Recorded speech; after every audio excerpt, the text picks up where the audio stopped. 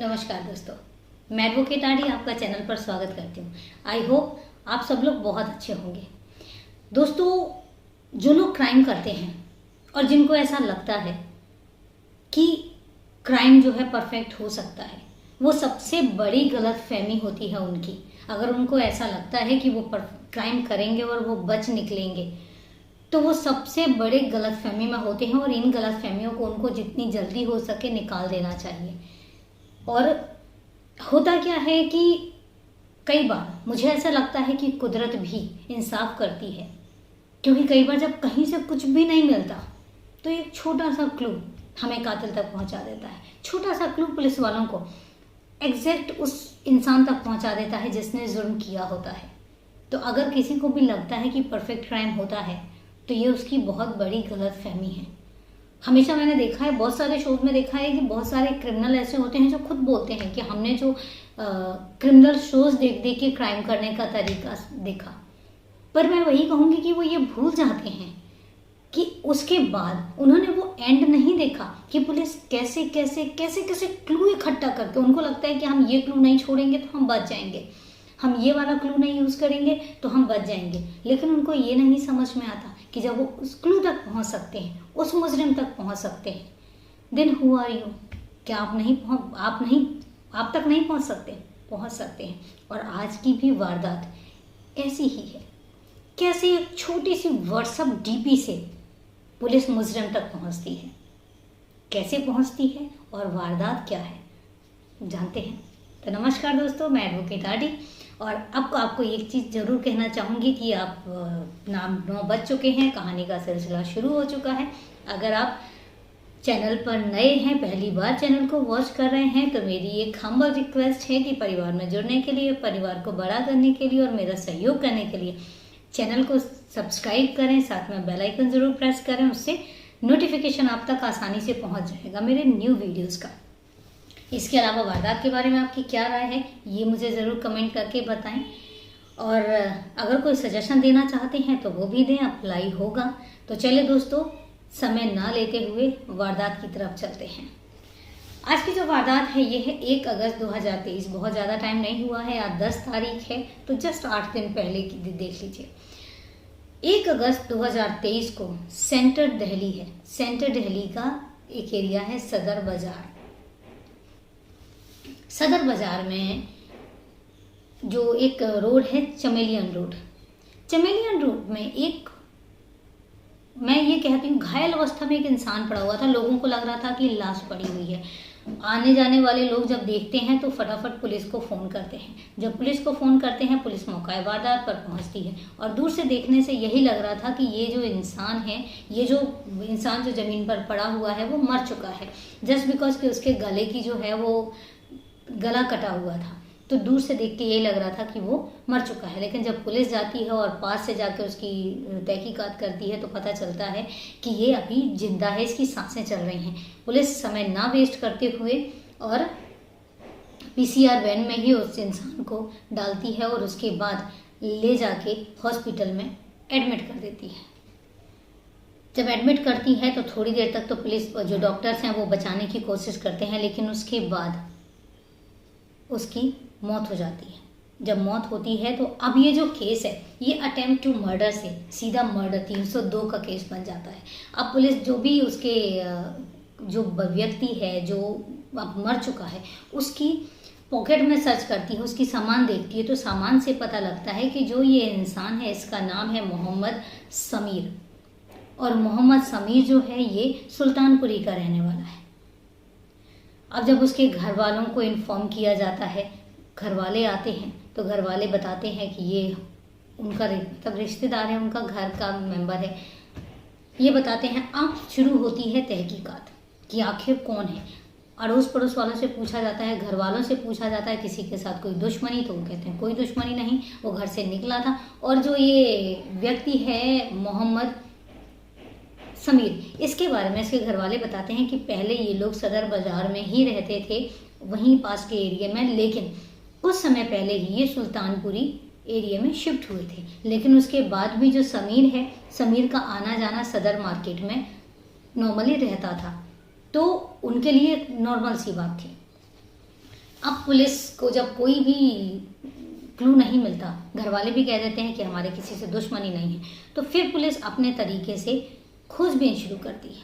अब दोनों साइड से तलाश शुरू करती है। एक साइड वो सीसीटीवी कैमरास खंगालती है और दूसरी साइड वो मोबाइल का डम डेटा खंगालती है। तो जब वो सीसीटीवी खंगाल रही होती तो एक कैमरा में जहाँ पर ये व्यक्ति जो समीर है, समीर पड़ा हुआ था, वहीं पर ही एक बाइक पर दो लोगों को जाते हुए देखा जाता है। और जिस तरीके से वो जा रहे थे, जिस तरीके से मतलब जो भी उनके मूवमेंट्स थे, तो मूवमेंट से वो डाउटफुल सिचुएशन में चले जाते हैं। पुलिस को डाउट होता है उन पर। अब चूंकि था क्या, कैमरा से थोड़ा सा डिस्टेंस था तो उनके फेसेस तो नहीं देखे जा पा रहे थे, लेकिन उनका हाव भाव और उनके कपड़ों का मतलब जो कपड़े उन्होंने पहने हुए थे, कपड़ों का कलर, इन सब चीज़ों से वो पहचान करने की कोशिश करते हैं, लेकिन नहीं पता चल पाता। अब इसके बाद पुलिस फिर डिटेलिंग में जाती है, डिटेल इन्वेस्टिगेशन करती है। तो जब उनको सीसीटीवी कैमरा के थ्रू कोई क्लू नहीं मिलता, क्योंकि सीसीटीवी कैमरा का जो फुटेज है वो घर वालों को दिखाया जाता है, लेकिन घर वाले भी पहचान नहीं पाते हैं। तो इसके बाद पुलिस क्या करती है, पुलिस और डिटेलिंग में जाती है। और उसके बाद वो जब समीर का जो फ़ोन मिला था, चूँकि फ़ोन उसके पास ही था, जो समीर का फ़ोन मिला, समीर के फ़ोन को खंगालने लग जाती है कि किसने कॉल किया, रिसेंटली किससे बात हुई और कितना मतलब कितने कॉल्स हैं जो उस ड्यूरेशन में उसको आए हैं। तो जब वो देखते हैं तो उसमें से जो सबसे लास्ट कॉल हुई थी, सबसे लास्ट कॉल पर वो भी व्हाट्सअप कॉल थी। तो जब वो व्हाट्सअप में जाते हैं तो व्हाट्सअप में वो उस डीपी में अटक जाते हैं। और जब वो उस डीपी को देखते हैं तो कहीं ना कहीं उनको लगता है कि डीपी, चूँकि कैमरा से जो सीसीटीवी से जो फुटेज मिली थी उसमें उस जो लोग हैं, जो दो लोग सस्पेक्टेड थे, उनका फेस नहीं दिख रहा था, लेकिन हाव भाव, बॉडी लैंग्वेज, पुलिस वालों को खोजने के बहुत सारे तरीके बताए जाते हैं। वो बहुत सारी चीज़ों पर काम करते हैं, बहुत सारी चीज़ों पर सर्च करते हैं। ऐसा नहीं है, उनको बहुत सारी चीज़ें बताई जाती हैं। अगर फेस नहीं मैच कर रहा है तो बॉडी लैंग्वेज मैच करनी चाहिए, बॉडी लैंग्वेज नहीं मैच कर रही है तो कपड़े मैच करने चाहिए, कपड़े नहीं मैच कर रहे हैं तो उसकी जो पूरा क्या बोलते हैं फिजिक है, फिजिक के उससे भी उनको पता होना चाहिए। अगर वो भी मैच नहीं कर रहा है तो उसके चलने का स्टाइल, उसके उठने का स्टाइल, उसके हिलने, मतलब बहुत सारी चीज़ें, उसका शोल्डर का स्टाइल, मतलब बहुत सारी चीज़ें हैं पुलिस वालों को जो बताई जाती हैं कि किस तरीके से आप कातिल तक पहुंच सकते हैं। तो अब चूंकि फेस तो मैच नहीं कर रहा था, क्योंकि फेस तो पता ही नहीं चल पा रहा था, डीपी में फेस था लेकिन फुटेज में फेस नहीं था। पर पुलिस वाले जो उसकी मतलब बॉडी है, जो शोल्डर शेप है, जो फेस का शेप है, तो उस हिसाब से वो ये समझ जाते हैं कि हो ना हो ये कातिल जो है, ये जो फुटेज में दिख रहा है, ये दोनों एक ही व्यक्ति हैं।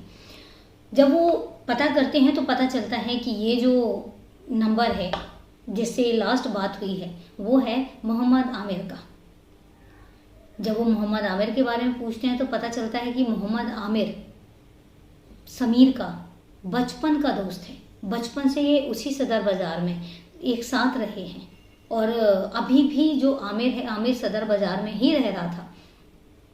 तो जब ये बात पुलिस वालों को लगती है तो और भी अजीब लगता है कि उसका दोस्त वहाँ पे तड़प रहा है, मर रहा है, या मैं कहती हूँ उसको ये लग रहा है कि वो मर चुका है, लेकिन उसके बावजूद अपने दोस्त को छोड़ के और वो किसी और व्यक्ति के साथ वहाँ से जा कैसे सकता है। जब पुलिस वालों को यहाँ पर ये चीज़ क्लिक करती है तो उसके बाद वो मोहम्मद आमिर की तलाश शुरू कर देते हैं। अब जो मोहम्मद आमिर का नंबर था वो स्विच ऑफ जा रहा था, क्योंकि मोस्टली यही होता है कि जब कातिल कत्ल करता है तो या तो सिम तोड़ के फेंक देता है या मोबाइल को कुछ टाइम के लिए स्विच ऑफ कर देता है।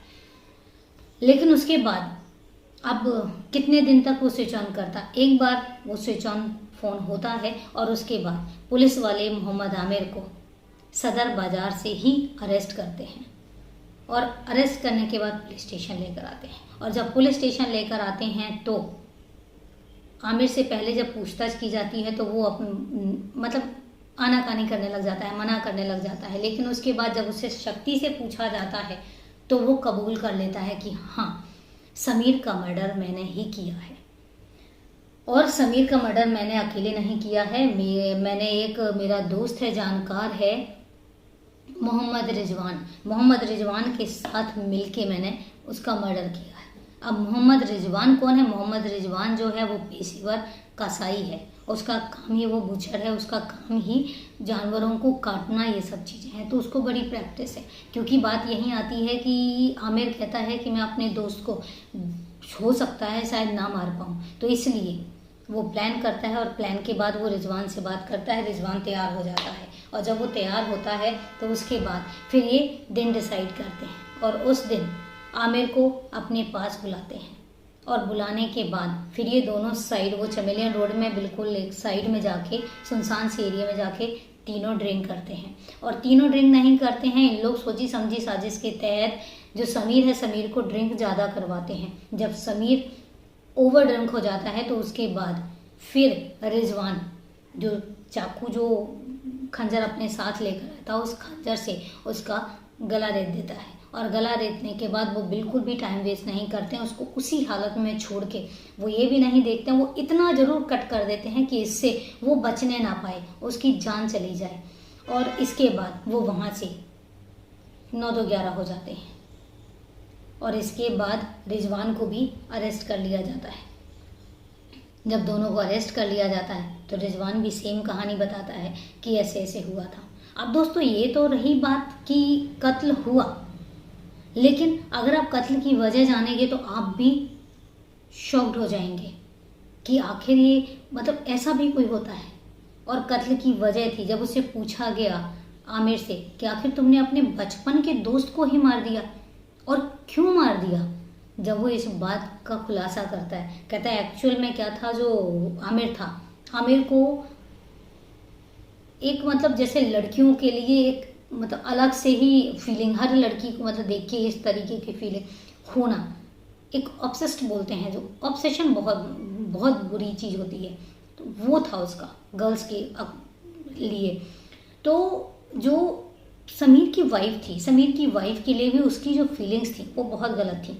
मतलब मैं ये कह सकती हूँ कि एक तरफा प्यार था अपने ही दोस्त की बीवी के साथ। सोचिए कितनी गंदी सोच कि आपका बचपन का दोस्त है और बचपन के दोस्त की बीवी के साथ ही एक तरफा प्यार। क्योंकि पुलिस वालों ने जब इन्वेस्टिगेट किया तो ये पता लगा कि समीर की वाइफ को तो पता ही नहीं था कुछ भी, और ये चीज़ आमिर ने भी कबूल की कि उसको पता नहीं था। लेकिन आमिर जो है, आमिर की लाइकिंग समीर की वाइफ के साथ थी। जब तक वो सदर मार्केट में रह रहे थे तब तक तो फिर भी उसके घर पे वो रोज़ाना उसका आना जाना रहता था, तो इस वजह से वो समीर की वाइफ से मिल भी लेता था, बातचीत भी हो जाती थी। लेकिन जब वो सुल्तानपुरी शिफ्ट हो गया तो उसके बाद उसके लिए उसके घर पे आना जाना मुश्किल हो गया, और अब उसको ये लगने लग गया था कि जब समीर ही नहीं रहेगा तो फिर उसकी वाइफ के पास एक ऑप्शन रहेगा कि कल के दिन जब मैं पकड़ा नहीं जाऊंगा, क्योंकि उन्होंने अपने हिसाब से परफेक्ट क्राइम किया था कि जब मैं पकड़ा ही नहीं जाऊंगा तो उसके बाद समीर की वाइफ से मैं जाके कल के दिन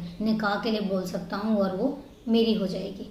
इस सोच से और इस सोच के चलते उसने अपने बचपन के दोस्त को मौत के घाट उतार दिया। जब पुलिस इस केस को और इस चीज़ को सुनती है तो वो भी शॉक्ड हो जाती है कि ऐसी भी सोच होती है, और ऐसी भी सोच के लोग होते हैं जो मतलब इस तरह की सोच रखते हैं। अपने बचपन के दोस्त को कैसे मारा गया, कैसे सोचा गया, और उसके दोस्त की वाइफ के साथ गलत नज़र। तो जब पुलिस वाले सुनते हैं, पुलिस वाले फिर कस्टडी में लेते हैं, और कस्टडी में लेने के बाद अब चार्जशीट दाखिल होगी। चार्जशीट के बाद वो केस जो है वो कोर्ट में जाएगा, और उसके बाद देखते हैं कोर्ट क्या डिसीजन लेता है।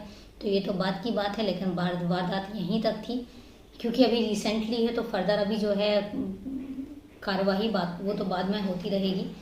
ये थी पूरी वारदात, और मैंने शुरू में ही कहा था कि आजकल क्या हो जाए और कौन क्या कर जाए भरोसा नहीं होता। लेकिन एक चीज़ तो मैं ज़रूर कहूँगी कि जो लोग ये सोचते हैं कि परफेक्ट क्राइम जैसी कोई चीज़ होती है तो वो बहुत बड़ी गलतफहमी में होते हैं। वो भूल जाएं कि परफेक्ट क्राइम भी कोई चीज़ होती है। तो ये थी पूरी वारदात। आपकी वारदात के बारे में क्या राय है मुझे कमेंट करके ज़रूर बताएं। और अब चलते हैं कल के सवाल पर।